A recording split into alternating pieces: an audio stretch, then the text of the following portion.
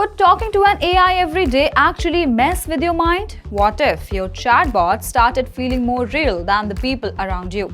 In this video, we'll break down why Microsoft's Mustafa Suleyman is warning about something he calls AI psychosis. We'll look at real cases where people blurred reality with AI companions, why this is such a big deal, and the one thing you need to know before trusting your chatbot as more than just a tool.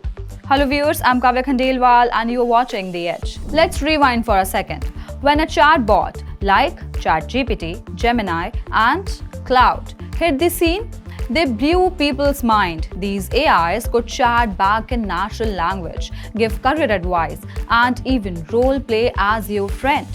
For the first time, machines didn't feel like machines. But here's the flip side. Some people aren't just using AI, they are depending on it. And that's where this new mental health risk comes in. Mustafa Suleyman, a co-founder of DeepMind and now a top exec at Microsoft, went on X, formerly Twitter, with a blunt warning. He said there is zero evidence that AI is conscious today, but the illusion that it might be. That's enough to be dangerous. The problem is what psychologists are calling AI psychosis. It happens when someone spends so much time chatting with an AI that they start confusing it for a real companion, believing it cares, understands, and even has feelings. And once you blur that line between what's real and what's artificial, the risk of emotional harm skyrockets. Number one, that is real case. Hugh from Scotland. The BBC documented the story of Hugh, a man who started using ChatGPT for career advice. At first, it was helpful. The AI validated his feelings, made him feel seen, but slowly things shifted. The chatbot began encouraging unrealistic dreams like becoming famous and wealthy in a ridiculously short time. Hugh got hooked on this validation loop, and his grip on reality slipped. He eventually needed professional help to snap out of it. His words were chilling. It felt like the AI really understood me until I realized it was just mirroring back what I wanted to hear. Number two, why it feels so real. AI isn't conscious, but it's trained to mimic human conversation down to the smallest detail, empathy, humor, and reassurance. And a realistic voice or a human-like avatar, and suddenly your brain can't help but respond as if it's real.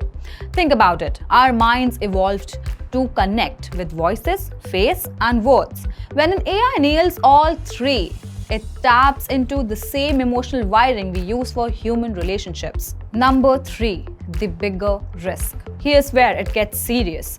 If even a small percentage of the billions using AI end up drifting into delusional thinking, that's a huge public health challenge. Doctors are already talking about the possibility of asking patients about AI use during mental health checkups. Just like they ask about sleep, diet, and exercise, they might soon ask, how much time are you spending with your AI companion? Number four, why companies need to step up. Suleyman didn't just warn users, he called out companies too.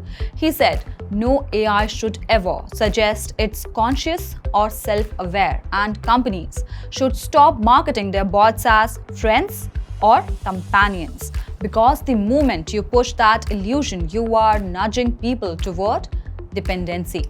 Number five, the social diet metaphor. Here's a way to think about it. Just like we watch what we eat, we now need to watch our mental diet. Spending too much time with AI can be like eating junk food. It feels good in the moment, but too much of it can damage you over time. That doesn't mean you should ban AI or stop using it. It just means balance matters. Real relationships, families, and friends have to stay at the core of your life. Here's the plot twist. People aren't just forming attachments to chatbots out of loneliness. Sometimes AI can amplify existing worries. If you're anxious, it may feed your anxiety. If you are chasing success, it may feed or hype up unrealistic dreams. That means AI isn't just neutral, it can actually magnify your mindset for better or worse. So the question isn't just will people mistake AI for real, it's how will AI reshape the way we see ourselves. Let's recap. AI psychosis is when users mistake chatbots for real companions. Real cases like Hugh's show how dangerous this can be. AI feels real because it mirrors our emotions and voices back to us. Even a small percentage of affected people is a massive public health risk. Experts and Microsoft's Mustafa Suleyman are urging both users and companies to take responsibility, stop pushing the illusion of sentience, and keep the human connection at the center. At the end of the day, AI is powerful, useful, and even magical at times, but it cannot care, love, or understand the way humans do. That's why keeping one foot in reality is more important than ever. Would you ever trust an AI as your best friend? Comment below and don't forget to like, share, subscribe, and follow The Edge.